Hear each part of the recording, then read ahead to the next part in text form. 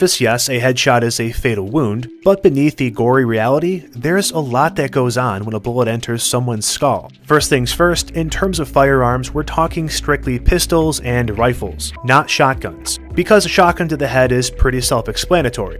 Dead. Let's start at the firearm, shall we? When a bullet is fired from a pistol or rifle, the bullet travels through a rifled barrel. A rifled barrel has grooves in it that cause the bullet to spin. When this spinning bullet penetrates the skull, its rotating motion flings cranial tissue outward. Tissue then expands to about 12.5 times the diameter of the bullet, but is only this stretched for about 5 to 10 milliseconds and then shrinks back down to normal size. For instance, a .22 caliber bullet produces a wound of 2.7 inches. A .38 caliber bullet creates a 4.4 inch wide wound, and a .45 caliber bullet creates a 5 inch wide wound. Though it's very short, the expanded cavity does a remarkable amount of damage to the skull. This wound creates a vacuum effect, causing air to rush into it, making the cranial cavity expand, causing secondary fracture lines that spread out from the wound. Most fractures occur at soft locations, like the temples and orbital plates behind the eyes. The higher power the firearm, the more secondary fracturing of the skull, especially at more thick and hard locations like the front and back. Speaking of high-powered, what factor do you think contributes to making a bullet more damaging to the human body? Its length, its velocity, or its weight? The answer is velocity. To understand why, let's look at this equation for kinetic energy. In this case, the kinetic energy of a bullet is equal to the weight of the bullet times its velocity squared divided by the gravitational acceleration constant times 2. This may seem like a lot, especially if you haven't taken physics, but allow me to make this insultingly simple. More kinetic energy equals more ouch. The higher the kinetic energy of a bullet, the more damage it does. And we can prove mathematically how velocity does this. So let's make everything a value of 10. Okay, so the weight is 10, the velocity is 10, and the gravitational constant is also 10. We run the equation and the kinetic energy is 50. Okay, great. When we double the weight of the bullet, the kinetic energy also doubles to 100. Now, if we double the velocity, the kinetic energy does not double, it quadruples. When there's more kinetic energy, there's just overall more damage. We're talking a stronger pressure wave through the skull, more external gases going into the head, more secondary fracturing, and even splitting of the skull itself. This is why rifles are more lethal than pistols, not because of the weight, but because of the velocity of the round. Now, let's look at what happens inside the skull. When the bullet punctures the skull, it creates an entrance wound, about the size of the bullet. If it exits the skull, it creates an exit wound many times larger than the bullet itself. This happens in nearly all mediums a bullet passes through, whether it be plastic, metal, wood, or bone. This is because as the bullet passes through the medium, it creates a shockwave in front of it which widens. Additionally, the bullet may rupture or mushroom, increasing its surface area. As for the interior of the skull, the bullet causes the bone to bevel.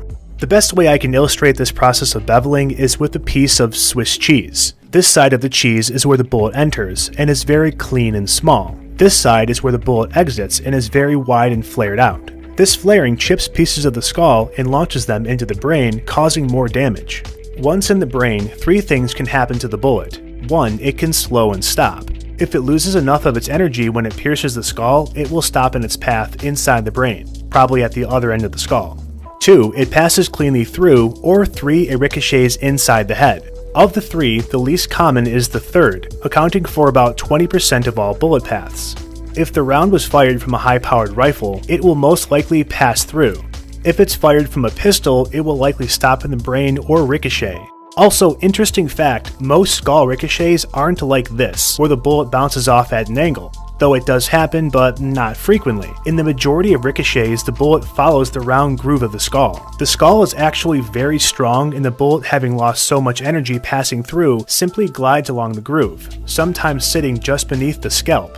Finally, what happens to the brain in this whole ordeal? Well, it's bad. The brain is a solid, inelastic, and incredibly soft organ. Unfortunately, these properties do nothing to reduce the damage the brain receives from a gunshot.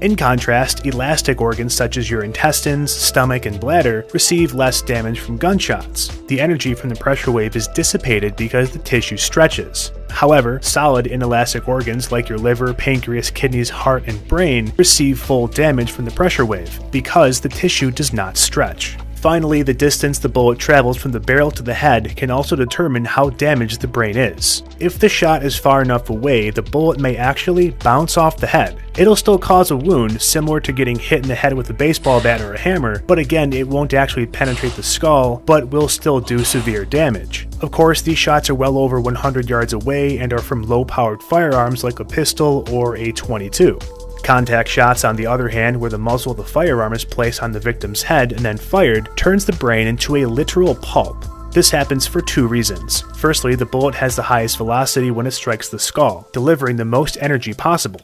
Remember this equation? Secondly, the hot expansive gases that are behind the bullet follow it into the wound. These gases then expand in the victim's brain, pulpifying it, as well as causing the skull in some cases to split open. With all this being said, believe it or not, headshots are not 100% fatal. On average, they're 90% fatal given the right circumstances. In my next video, I'll discuss how and why some people have managed to survive a headshot and still live to tell the story.